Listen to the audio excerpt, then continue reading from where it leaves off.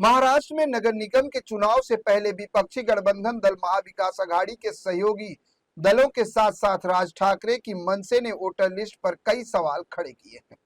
दरअसल महाविकास आघाड़ी के बड़े नेताओं और राज ठाकरे ने चुनाव आयोग से मुलाकात की और फिर प्रेस कॉन्फ्रेंस के जरिए जानकारी दी कि उन्होंने महाराष्ट्र की मतदाता सूची में क्या क्या खामियां पाई है। इसके लिए सभी विपक्षी गठबंधन की ओर से यह दावा किया गया है कि जब तक वोटर लिस्ट में सुधार नहीं हो जाते, नगर निकाय चुनाव कराने मुश्किल हो सकते हैं। आपको बता दें कि इस प्रेस कॉन्फ्रेंस में उद्धव ठाकरे, राज ठाकरे के साथ बाला साहब थोरात, विजय वडेट्टीवार और एनसीपी के जयंत पाटिल मौजूद रहे। महाराष्ट्र नवनिर्माण सेना के अध्यक्ष राज ठाकरे ने कहा कि कल उन्होंने केंद्रीय निर्वाचन आयोग के प्रतिनिधियों से मुलाकात की थी और आज राज्य और केंद्रीय निर्वाचन आयोग के प्रतिनिधियों से फिर मुलाकात। प्रेस कॉन्फ्रेंस में उन्होंने कहा कि चुनाव का नाम लेते ही राजनीतिक दल और मतदाता सामने आते हैं। निर्वाचन आयोग तो सिर्फ चुनाव कराता है, लेकिन चुनाव तो राजनीतिक दल ही लड़ते हैं। लेकिन अगर निर्वाचन आयोग राजनीतिक दलों को मतदाता सूचियां नहीं दिखा रहा है तो गड़बड़ी यहीं से शुरू होती है। इसके बाद राज ठाकरे ने 2024 की मतदाता सूची का विवरण पढ़कर सुनाया। उन्होंने कहा कि 2024 से पहले के नाम पढ़ता हूं तब गड़बड़ी समझ में आएगी।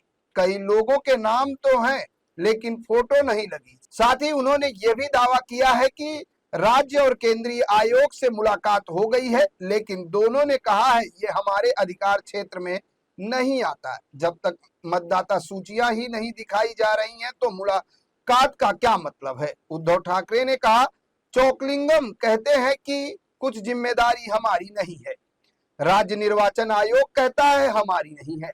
आपकी व्यवस्था ही दोषपूर्ण है। अगर त्रुटियों के साथ चुनाव कराने हैं तो फिर चुनाव कराने की क्या जरूरत है, सीधा इलेक्शन फॉर सिलेक्शन कर दो। उद्धव ठाकरे ने यह भी सवाल उठाया है कि एक ही लिस्ट में एक नाम के 2 या 3 वोटर कैसे हैं। अगर ऐसा ही कराना है तो इलेक्शन की जगह सिलेक्शन करके निपट लो। राज्य और उद्धव ठाकरे ने कहा कि वोटर लिस्ट में बड़े पैमाने पर गड़बड़ियां हैं और इस सत्य को चुनाव आयोग स्वीकार करे। उन्होंने कहा जब तक वोटर लिस्ट में सुधार न हो तब तक चुनाव न कराए जाएं। दोनों भाइयों ने कहा कि मतदान में भले देरी हो लेकिन वोटिंग पेपर बैलेट से ही हो। वहीं शरद पवार की पार्टी के नेता जयंत पाटिल ने कहा कि चुनाव आयोग का सर्वर कोई और ही चला रहा है। उन्होंने कहा हमने चुनाव आयोग को वेबसाइट की कमियों को भी बताया।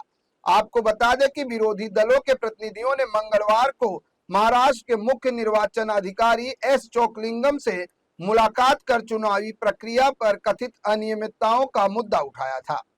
उन्होंने मतदाता सूची में विसंगतियों को दूर करने के साथ साथ चुनाव पारदर्शी कराने की मांग की।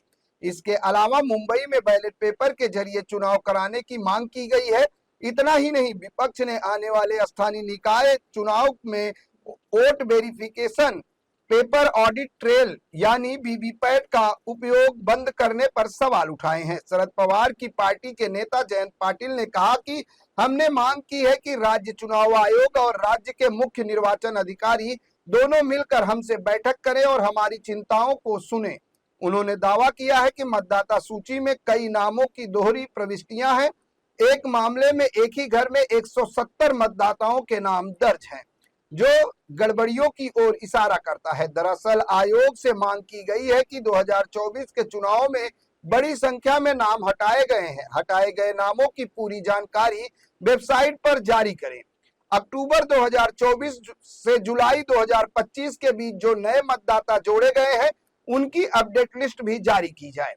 आयोग पर जानकारी छिपाने का आरोप भी लगाया गया है। 1 जुलाई 2025 की मतदाता सूची पर चुनाव कराने के निर्णय से नए 18 वर्षीय मतदाताओं को 5 वर्ष इंतजार करना पड़ेगा।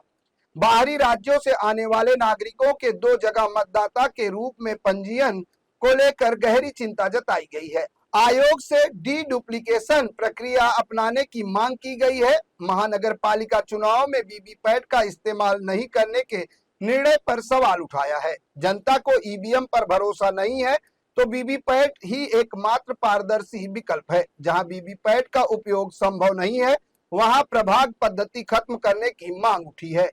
मुंबई जैसी जगहों पर बैलेट पेपर से चुनाव कराने की भी सिफारिश की गई है।